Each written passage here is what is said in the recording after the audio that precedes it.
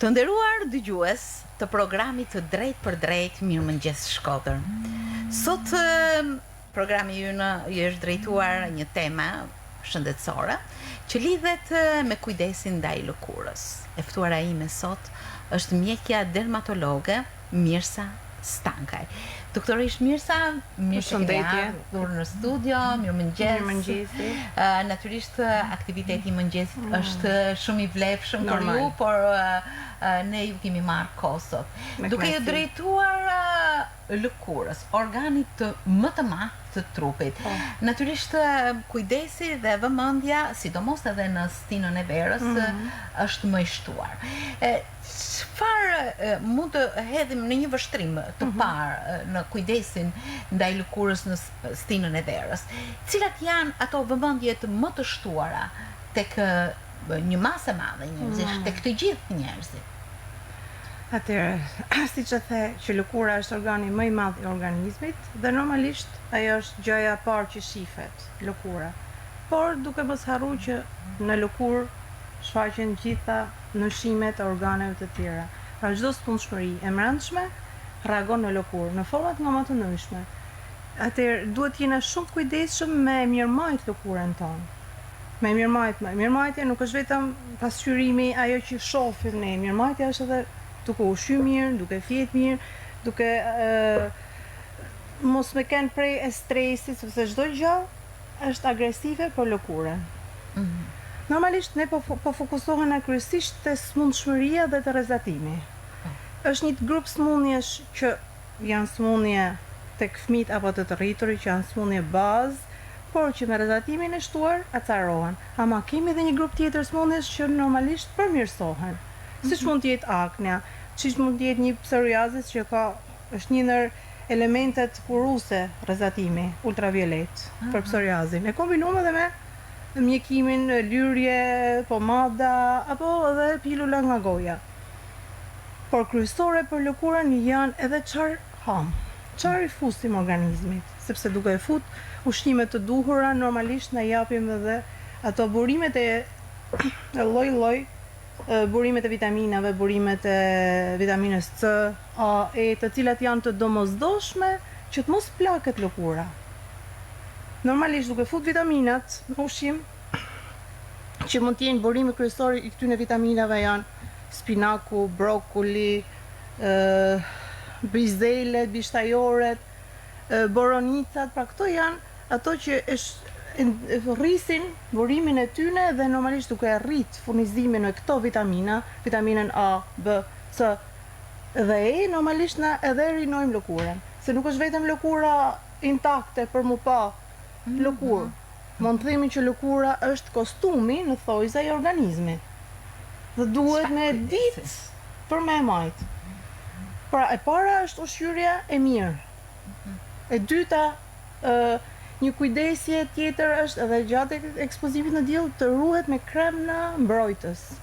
Dhe kryesisht, domethënë, duke filluar mas orës 10 dhe mrapa, duhet me kanë tepër të kujdesshëm që mos më ekspozohen në diell. Pra nga ora 10-11 deri në orën 3-4 mos me dalë në rrezatimin intakt. Çfarë do thotë? Do thotë që të mos të rrim në diell të pambrojtur. Mbrojtja mund të jetë edhe një kapele, edhe mund të jetë edhe një palsyze, kremi me faktor mbrojtës që na ruan lëkurën, jo vetëm të fytyrës, nëse flasim vetëm për fytyrë, flasim për komplet trupin. Pra, kur flasim për lëkurën, lëkura është fytyrë e trup. Natyrisht. Por kjo këshill vlen jo vetëm për ata që shkojnë në plazh, por edhe në jetën e përditshme. Atëherë, këshill rrezatim diellor neve kemi edhe në stinët e tjera. Kemi edhe në diell, në dimër, në pranverë, në vjeshtë dhe në verë. Dhe normalisht lëkura duhet mbrojtur si në dimër, që mund të jetë vranësirë, sepse ka rrezatim diellor. Dhe kremi që duhet i vëmë fytyrës mund të jetë një krem hidratues që të mos thahet lëkura, ama ta ketë edhe faktorin brenda. Faktori brenda duhet të jetë patjetër, sepse edhe në momentet e ndjetët që mund të jetë ftofë, bumullim, shi, ka rrezatim diellor. Pavarësisht se ne nuk e shohim me sy, por rrezatim diellor ka. edhe në dimër. Atëherë doktoresh gjithmonë bëhet fjalë për mbrojtje. Mbrojtje. Megjithatë, sa e nevojshme është edhe që të jemi të ekspozuar në diell. Patjetër që është e nevojshme sepse dielli në vetvete është burim mbrojtës. Dielli vetë është një mbrojtës i organizmit. Pra e marrim në verë diellin, ama gjatë dimrit dhe vjeshtës pranverës jena të mbrojtur. Por duhet të ditë si ta marrësh diellin. Dhe në cilat orare duhet ekspozu, flasim për ekspozimin në plazh. Orare që duhet ekspozu janë deri 10-11 paradite. Maksimumi që mund të rrim në diell, jo në çadër, por në diell, është ora 10 paradite 11.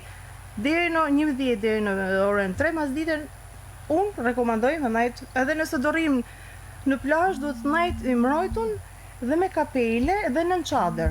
Edhe çuditërisht pikërisht në këto orare, nga ora 10 deri pas orës 2 ka 12 më të mëdha ndoshta nganjëherë në plazhe. Po masë e njerëzit anashkalojnë këtë pjesën sepse hajde thotë se po shkojnë plazh, po freskohen, por duhet po urujt. Në fakt opinioni im ndoshta në vitet e fundit ka një lloj ndjeshmërie rreth përdorimit të kremrave, në hershmërinë tonë ndoshta edhe nga mungesa, por edhe nga qëndrimet e gjata në diell, shihje njerëz të djegur, të lyer me kosme, etj. Pra, diçka ka evoluar në këtë mendësi. Po është e vërtetë që ka evolu, sepse normalisht edhe në treg janë hell kremra nga më të ndryshëm. Me faktor pa faktor mbrojtës është çështje tjetër, por ka kremra me shumicë, sepse njerëzit kanë arritur formimin për me mirë majt lëkurën, por duhet me ditë se çfarë kremit me përdor. Duhet ditë, sepse në lëkurat i kena disa tipe, pra kena lëkura të ndryshme, lëkura të thata, lëkura mikse, dhe përveç asaj duhet jo vetëm sipas tipit të lëkurës, por edhe sipas fenotipit. Pra, të fenotipin ne duhet ta përcaktojmë. Si duhet ta zbulojmë këtë, doktoresh? Këtë e zbulojmë në varësi të ngjyrës së lëkurës. Nëse jena të bardhë, nëse jena brun, nëse dielli na ka dhe nuk na skuq, kjo është e diferenca që duhet bë. Dhe si duhen përdorur këto? Duhet marrë faktori sipas tipit të lëkurës, faktori mbrojtës, që të ruhet lëkura. Jo vetëm kremi i tipit të lëkurës i ndryshme apo të thatë apo mikse, por edhe me faktor që ta mbrojmë lëkurën. Sepse duke e mbrojt lëkurën nuk acarojmë disa sëmundje të ndryshme që janë në organizëm. Sepse një tharje tepër të lëkurës, një dehidratim i lëkurës në humbet elasticitetin e lëkurës. Të humb elasticitetin normalisht fillojnë ato rrullat, gjëja e parë. Kur humbet elasticiteti fillon plakja e lëkurës. Dhe kur rrin më shumë se sa duhet në diell e pa mbrojtur, fillon plaket lëkura. Në vërtet thona më najt në diell, sepse është i shnajtshëm, por duhet ditë si me mbrojt lëkurën. Dhe ka dhe një shprehje ndoshta, qeliza të vdekura. Po. Duket diçka si e frikshme kjo qeliza të vdekura. Ka qeliza të vdekura, sepse lëkura jon siç prodhon qelizat e reja, prodhon qelizat të vdekura. Por që normalisht duhet ato procedura të ndryshme, qoftë edhe një eksfolim e lëkurës, por me heq të qelizat e vdekura. Pra, eksfolimet e lëkurës mund t'jenë me kremna, me solucione, që rëndësishme që t'hiqen, sepse duke heq qelizat e vdekura, që lëkura jonë vetë, janë padukshme. Pra, heqja atyre është e padukshme, si që dhe krijohet, është edhe e padukshme. Lëkura duhet mirë majt me tipin e caktuar të larësit. Pra, sipas tipit të lëkurës, nëse është lëkurë e thatë, don larës për lëkurë thatë, nëse është lëkurë me yndyrë, don larës për të hequr ynyrën. Pra, njëra lëkurë don me pas ynyrën prezencë dhe tjetra don me heq. Normalisht në momentin që lëkura po fillon dhe po plaket në thojza, duhet pas parasysh që të mos hupim turgurin dhe elasticitetin e saj, duhet pim ujë sa më shumë gjatë ditës. 2 litër, minimumi 2 litër në ditë. Pra deri në uji 3. është gjithmonë Është hidratuesi kryesor, sepse uji e man elasticitetin e lëkurës. Po doktoresh, po meqense lëkura është edhe organ jashtëqitje, edhe frymëmarrje. Përdorimi i këtyre kremrave sa e vështirëson ose e ndihmon këtë proces? Ja, nuk e përdorimi kremra nëse përdoret sipas tipit të lëkurës janë në rregull. Por nëse e përdorim sipas tipit të lëkurës, lëkurat e ullnyrshme kanë kremnat hidratues të tyret, që një krem, një lëkurë e ullnyrshme nuk mundet me përdor një krem për lëkurë të thatë, sepse është hidratues tjetër, ka më shumë mënyrë dhe kjo lëkurë e shton mënyrën e vet. E kuptoj. Prandaj duhet edhe kremi të përdoret sipas tipit të lëkurës. Pra, përdorimi i kremrave nuk ndikon në këtë marrëdhënie të lëkurës dhe të ambientit. Sepse lëkura duhet mbrojtur, pavarësisht se lëkura ka ato elementet e tjera, jo që lizet e vdekura që rëndësi ka, por duhet mbrojt. Doktore, që plazhi natyrisht lidhet me shumë përkujdesje ndaj patologjive, por edhe një përkujdes për një trup të shëndetshëm. Ka kategori moshore të cilat duhen trajtuar sipas karakteristikave të tyre.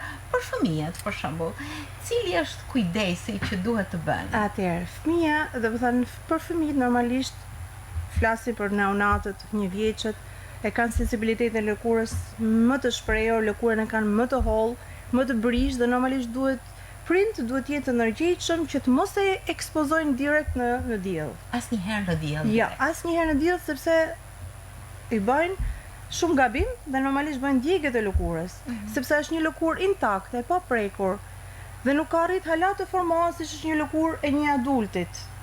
Pra, ndryshon lëkura një fëmije me një adultit. Dhe në këtë rast, fëmin e vogël, pra flasim deri në latantët 0 deri në 1 vjeç, nuk duhet lanë në diell. Nëse dalin në diell duhet jenë të mbrojtur me veshje të holla të lëkurës, pa mbukut, sepse kryesorët duhet pamuku është ai materiali më i përdorshëm, jo sintetik, sepse sintetik pastaj krijon probleme të tjera, ndërsa pamuku e lën lëkurën që të aerostet dhe është krejt i komod për lëkurën. Me kapele, pra duhet jenë totalisht edhe në çadër, po duhet me kanë krejt mbrojtur. Sepse gjithmonë sepse edhe ashtu e marrin rrezet e diellit. E marrin. Se janë persona, është tipi si një tobore. Një fëmijë i vogël është si një tobore, që duhet rujt mos shkrihet. Ndërsa për fëmijët e tjerë, normalisht duhet përdor kapele në mënyrën absolute, syzet e diellit, gjithsesi fëmijët nuk para i përdor, nuk i majnë. So ka djalin tim që nuk e man, por jam e detyruar. Në momentin që ai heq kapelen, të çohem dhe t'ia vë kapelen, sepse duhet rujt. Sepse piku i diellit është gjë e më e keqe një fëmie. Dhe gjithmonë me ngjyra të hapura. Po absolutisht, me kapele duhet të jenë gjithmonë të bardha apo një bojqidhe lehtë, një ngjyrë lehtë. E lehtë sepse thith më pak rreze, pra ngjyra e bardhë thith më pak rreze. Ndërkohë moshat e tjera kanë specifika të veçanta të mbrojtjes në plazh ose nga dielli për lëkurën. Për lëkurën, në momentin që jemi duke shkuar në plazh, unë rekomandoj që lëkura të lyhet me kremin solar 20 minuta deri në gjysore para se me dalë nga shtëpia. Që të përthithet, të ketë mundësi lëkura ta përthithin kremin solar dhe në momentin që del në plazh, je mbrojtur. Jo lyrjen kur jena në plazh, sepse ajo lyrja don kohën e vet, sa arrin të përthithet, futesh në ujë, lahet dhe kisha me rekomandu një aplikim të kremit çdo 2 orë, edhe gjatë qëndrimit në plazh, sepse lëkura siç e përthith edhe ekskreton. Me djerse, në momentin që ekskreton, me djerse ajo fillon dhe nxjerr. Nuk është fut totalisht, domethënë në lëkurë, nuk ka bë penetrimin e duhur kremi dhe normalisht fillon edhe ekskretohet. Dhe në këto momente, unë rekomandoj një hyrje në det, masi të dalim nga deti të fshihemi me peshqir dhe të lyhemi edhe herë nga fillimi. Por duhet patjetër. Çfarë përqindje duhet të jenë këto faktorë? Në këtë periudhë, në këtë stin që jemi, pra jemi në pikun e verës, për mua fillon me faktor mbrojtës 50 dhe sipër. Por 50-ën jemi krejt komode, sepse ka me faktor 40, 50, 70, 100, që është mbrojtës total, është blok total ndaj diellit. Por ne kur shkojmë plazh nuk dona për me pas një blok total nga i dielli, që të mos penetrojnë diellin në qelizat tona, por që t'jena të mbrojtur, por mos me marr atë agresivitetin e diellit, unë rekomandoj 5 vjet. Si për fëmijët e rritur. Ndërsa për stinët e tjera janë këto poshtë. Për stinët e tjera fillon nga 15. Për shembull, në dimër ne femnat apo dhe meshkujt, sepse është rrit sensibiliteti edhe meshkujt po përdorin kremna solar, kremi i ditës duhet ta ketë faktorin 15 mram. Pra një krem solar, një krem hidratues 24 orësh duhet ketë edhe faktorin mram. Edhe siç thatë edhe më herët, kjo nuk ka të bëjë se është dita me s'ka lidhje. Rrezatim ka, në çdo moment ka rrezatim. Edhe atëherë kur është qielli është zi komplet, kare edhe vegetative, rrezatim ka. Interesante, besoj se jo të gjithë njerëzit i din këto përkujdesje që në fakt duhen bërë, sepse kur del pastaj një problem, themi nga erdhi. Normal. Në fillim të bisedës thatë që në stinën e verës janë disa patologji që zhvillohen, disa të tjera që përmirësohen. A mund të ndalemi paksa në këtë pikë? Atëherë, një ndër patologjitë që varet se çfarë gradet mund të jetë është akne. Akne që është kryesisht tek adoleshentët, por në vitet e fundit normalisht nuk ka një kufi ndarës nëse është adoleshent aknea apo mund të jetë 40 vjeç. Por aknea mbetet akne. Dhe nëse është në stadet e para, aknes i bën mirë. Diell rrezatimi kryesisht rrezet ultraviolet, sepse është një ndër le të themi drejtime që ne dermatologët i orientojmë dhe ka dhe shumë aparatura që fokusohen te rrezatimi. Ultravioletin e përdorim edhe për aknen, e përdorim edhe për rrezatimet fototerapin, domethënë e përdorim si për aknet si për psoriazin. Këto dy smundje, akne dhe psoriazis, vulgaris, normalisht e kanë komponentë të tyre që duhet ekspozohen në diell, që t'i zhduket smundja, të përmirësohet. Por me shumë kujdes. Domethënë para dite deri në orën 10 dhe mas dite mas orës 5, që të ikin ato rrezatimi i kuq, të kalojmë në spektrin e ultravioletit. Ndërsa patologjitë të tjera të cilat e kanë pothuajse problem ekspozimin në diell. Problemi mund të jetë problem në ekspozimit në diell, mund të jenë smundje të tjera që mund të jetë, le të themi një pemfigus, që është një smundje lëkuret që nuk ka nevojë të ekspozohet sepse normalisht ajo acarohet, ose mund të kemi edhe ekzemën, që është ekzema apo dermatiti atopik në stadet e acaruar kur është infektuar, rrezatimi i diellit nuk është se i bën mirë. Po nishanet Nishanet absolutisht i duhen mbrojtur, sepse nishanet në stadet e para janë nishanet të mira, benigne, ama një rrezatim i fuqishëm, nëse ka dhe predispozitën gjenetike, mund ta kalojnë në stadin tjetër që është malign. Prandaj një person që ka shumë nishane dhe ka një histori familjare për të pas këtë smundje, pra melanomen apo nishanet maligne, normalisht duhet ruajtur. Doktoresh, sidomos në vitet e fundit, në 10 vjeçarët e fundit, përdorimi i detergjentëve edhe i kozmetikës është shumë i shtuar. Mirë, po shpesh shohim le t'i drejtohemi një patologjie, ndoshta edhe shpesh siç janë mykozat. Si duhen trajtuar? Atëherë, mykozat në momentin më të parë që një person ka kruajtje të vazhdueshme dhe është prezent dhe rri gjithkohën. Sepse ka dhe abuzime në përdorimet e këtyre lëndëve larse. Sepse tek unë normalisht vinë edhe femra që rrinë duke la gjithë ditën durët e tyre i bahen copë dhe doktoresha ç'të bëj? Pa gjë, flasim tona të përditshme. Sepse një femën ato do bëjnë. Ka shumë për kështu që normalisht në momentin që bjen në kontakt lëkura me detergjentin krijon një dermatit irritativ herën e parë. Mandej nëse vazhdon të përdoret, mund të kalojnë në stade të tjera. Në flasim për mykozën. Mykozet kryesisht në verë, në stinën e verës, që mund të jenë të nënsjetull, inguinale, submamare, në vende të ndryshme, mes gishtave. Këto dermatomikozat apo onikomikozat në marrin hof në verë nga lagështira e tepërt, sepse ne duhet të dim edhe kur hi me babaj.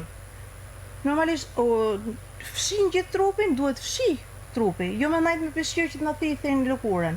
Duhet fshi trupi. Fshirja e mirë. Fshirja e mirë, edhe në këto pjesë të tjera, edhe me zgishtave, që normalisht shumë herë, edhe unë për vetë shumë herë dhe ana shkaloj këtë pjesën.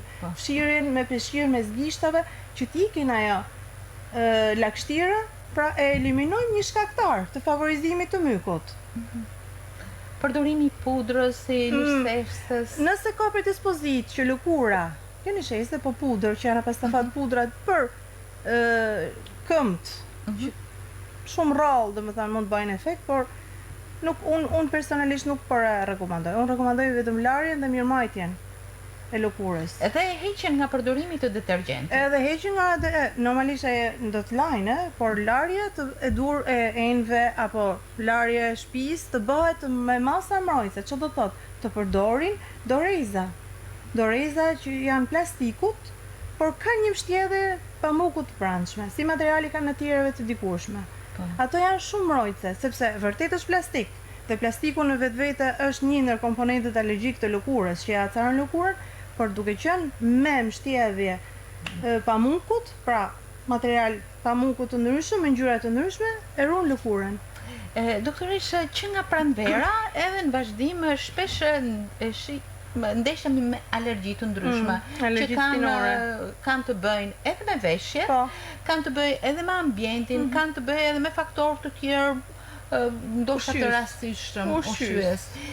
Si duhet bërë në këto raste?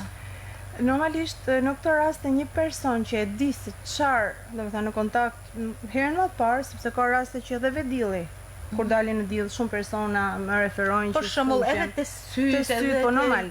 Ato janë normalisht formohen disa po të themi smundje të ndryshme që ai nuk është se i eviton, por duhet evitu jo smundja, po duhet shkaktari që shkakton smundjen. Pra nëse gjithë jetën e tyre disa persona kanë zhvesh kallirë të misit, sa të punë kanë bërë dikur. Ama në momentin që mund të jetë 70-80 vjeç, ja jep shfaqjen e lëkurës. Pse? Sepse aq kohë i është dash lëkurës që të reagojnë.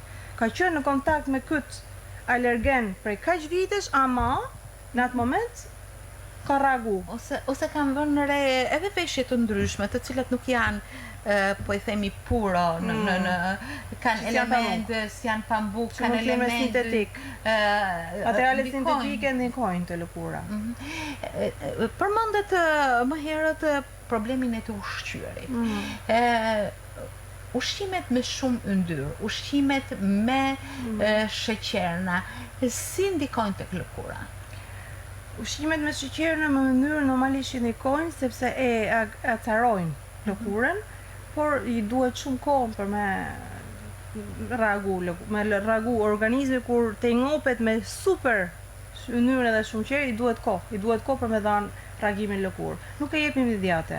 Edhe nëse po themi kemi konsumu një ëmbëlsirë shumë të ëmbël apo një drek me shumë yndyrë, ajo depozitohet. Në momentin më të parë nuk të jep, domethënë ti mundesh me shku, nuk është reagim i shpejtë. Nuk është i shpejtë. Ajo dën kohën e duhur. Me qenë se në stinën e verës ka shumë insekte, pickime, nga ndoshta edhe nga kafshës të vogla, rriçnat e qejve, ato që jetojnë me qej. Si trajtohen në këtë? Atëherë, në momentin e një pickimi, mirë është që të orientohen një vizitë të dermatologo, ose të mjeku më i parë.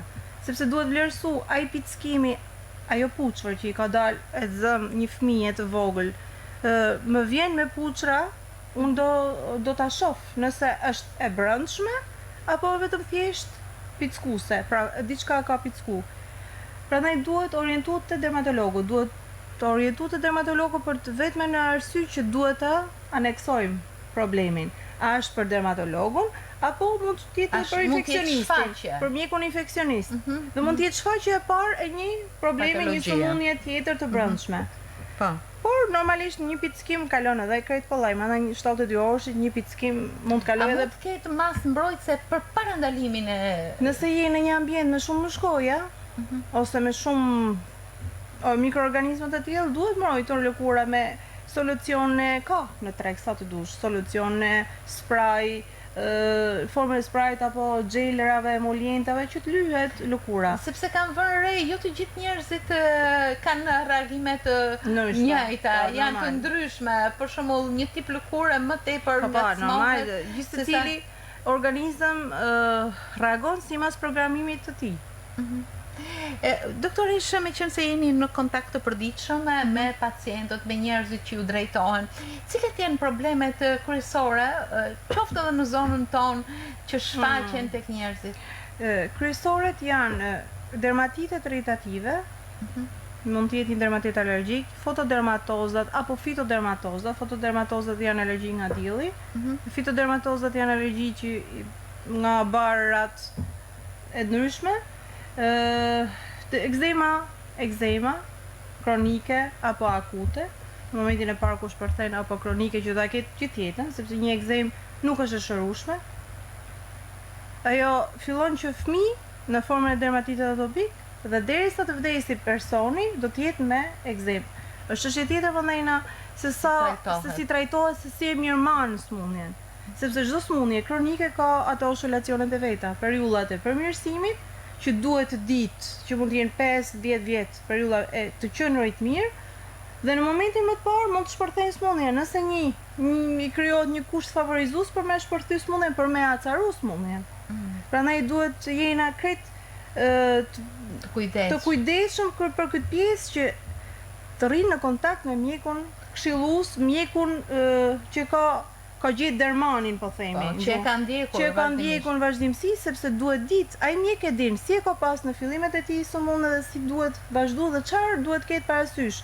Ushqime që duhet konsumojnë, apo produkte të tjera, larse, pomada, kremna që duhet i përdorin, edhe kur të jetë krejt mirë. Sepse kjo është e rëndësishme, mirëmarrja e lëkurës. Kjo lidhet me kulturën. Po pikërisht, se sado që ti thona, sado që ti themun që hajde, mas 2 javë, mas 1 muaj, mas 2 muajve, ai bëhet mirë dhe nuk vjen më. Derisa të shpërthen edhe herë smundja. Që derisa ta thaj, po pikërisht, normalisht sepse çdo gjë akumulohet dhe shpërthen në një moment. Ndërsa rrebulli tek fëmijët e vegjël është një periudhë kalimtare. Jo, edhe rrebulla është një smundje në formën që lind fëmia mas 2-3 ditëve të para, është në formën sapo ka filluar. Në pjesën e kokës, mes vezhve, janë vende tipike të shfaqjes së lëkurës. Shumë herë te këto fëmijë, të disa fëmijë, sepse rrebullin vetvete ka shumë forma, ne i thona diagnoza jonë është dermatit atopik, dhe normalisht mund të jenë nga ato forma që janë të lëngshme apo të thata. Dhe mund të kalojnë edhe pa e kuptu. Pare të më thënë larjet e shpeshta që bën nana dhe normalisht mirëmarrjes së lëkurës dhe në momentin më të bëhet fëmia rritet fëmia dhe nuk e kupton, ama nëse ky fëmijë ka kënë me rrebull, që është në momentet e para, do t'i shpërthejnë me patjetër. Në momentin që rritet, fillon dhe i shpërthen smundja. Dhe nuk e ka kuptu nana, se shumë herë unë i pyes nanat kur i bin fëmijët për me u vizitu, i them, a ka pas rrebull e vogël, që mund të jetë fëmia, mund të jetë edhe 15 vjeç. Jo, s'ka mundsi jo. Thamon se unë normalisht shoh elementet, shenjat e lëkurës dhe mu ma lidhin me rrebullën. Jo se ma i mend, po në fakt thojnë e ka pas pak është signifikative për mu, se mu më orienton në diagnozë. Ajo paku që nanët e ana shkalojnë, se ju ka kalu, s'ka ke në stadet agresive, është kap, është dominohet përfundimisht apo vazhdon të qëndrojë? Dominohet, por ajo smundje është në organizmin e njeriut. Një person që ka dermatit, pra një fëmijë që ka dermatit kur lind 2-3 ditë e para, 4 ditë e para, i shpërthen smundja do ta ketë gjithë jetën. Nuk shërohet. Ashtu siç mjaft probleme që janë suprafite dhe bëhen patogjene në një moment të caktuar, edhe për lëkurën sa kujdes duhet të tregojmë, sa kujdes në mbrojtje, në vëmendje, në trajtimin në vazhdimsi dhe të mos anashkalohet. Në fakt shpesh ndodh që e anashkalojnë. Po anashkalojnë normal, se varet e kultura, varet e individi që ke përballë, varet sa mundësi financiare kanë që ta vazhdojnë mirëmajtjen, sepse është kosto edhe mirëmajtja. Edhe momenti që vjen për me marrë mjekimin është kosto. Por edhe mirëmajtja është kosto, sepse ai do përdorin shampo të ndryshme, kremra të ndryshme, emolien të ndryshëm, që të mos i shpërthej smundja, siç ishte në fillimet e saj. Kështu që normalisht është kosto, çdo gjë është kosto. Është një bisedë që shpesh duhet ta kemi këtu shumë afër, ashtu siç komunikimi me doktoreshën sot është mjaft i afërt dhe unë e falenderoj shumë për këtë sepse një komunikim i mirë me mjekun është një psikoterapi e veçantë. Doktoresha kam vënë re tek ju këtë dhe për këtë besoj se dhe ne më shumë njerëzve që ju janë drejtuar pacientëve të ndryshëm që ju keni trajtuar e keni ndjerë, ata e ndjejnë t'ju thonë, unë sot kam një mikrofon dhe duhet ta transmetoj këtë ndjesi në komunikimin me ju. Ju falenderoj shumë. Ju falenderoj shumë për ardhjen në studio, për këtë bisedë shumë konkrete që na shërbejnë të gjithëve, dim se kemi apo nuk kemi patologji të fjetura apo të zgjuar. Kujdesi për lëkurën duhet të jetë i vazhdueshëm dhe i domosdoshëm. Edhe imediat një kontakt me mjekun dermatolog, që ta dim se ku do shkojnë kjo smundje. Sepse shumë herë njerëzit nisen, shkojnë në farmaci, marrin ilaçe, të gabume apo të mira, ose ja jep komshiu ilaçe. I ka ba mirë X-it Y-it, po e marrë po e bëj provën, nuk është njësoj. Se ti e ti, unë jam unë. Çdo njeri ka individualitetin. Po pra. Kështu që normalisht gjëja më e parë që njerëzit na shkolojnë ardhjen tek ne është kjo. Se po shkoj se s'po shkoj se të po bëhem mirë. Por normalisht nga një gjë e vogël fillojnë të muajet. Sepse edhe një kancer lëkuret fillon shumë herë normalisht vinë, po themi pleqt. Dhe unë nuk jo them se është kancer lëkuret, mundohem t'i me rezervume në këtë se varet tek individi që kanë përballë. Si e përjeton. Mundohem t'ia them familjarëve, që ke parasysh se më shkon për një smundje të tillë. Prandaj duhet ma bish prapë që unë t'jem edhe unë e qartë, a është apo s'është që t'ju orientoj atë ku duhet. Dhe normalisht shumë pak vinë. Sepse vinë një herë, mendojnë se bëhen mirë me 2-3 gjana, lyrje e më the thash, por ajo smundja aty është. Për momentin është e heshtur, por shumë shpejt mund të acarohet, mund të agravohet. Sa kujdes. Dhe mund të qojnë edhe deri në exitus letalis, pra në vdekje. Kjo pa kujdesi. Sa kujdes. Dhe sa njerëz i shohim edhe shpesh të kenë patologji të shprehura, edhe që të gjitha kanë një histori që gjithmonë duhet të trajtohet. Të falenderoj shumë për mesazhet që dhatë përmjet kësaj bisede, për komunikimin e ngrohtë dhe tepër të afërt. Besoj se edhe shpreh mendimin e dëgjuesve. Unë ju uroj punë të mbar gjithmonë doktoresh, mbarësi dhe faleminderit shumë që erdhët, qofshi nderuar. Edhe ju më nderut, faleminderit. Faleminderit.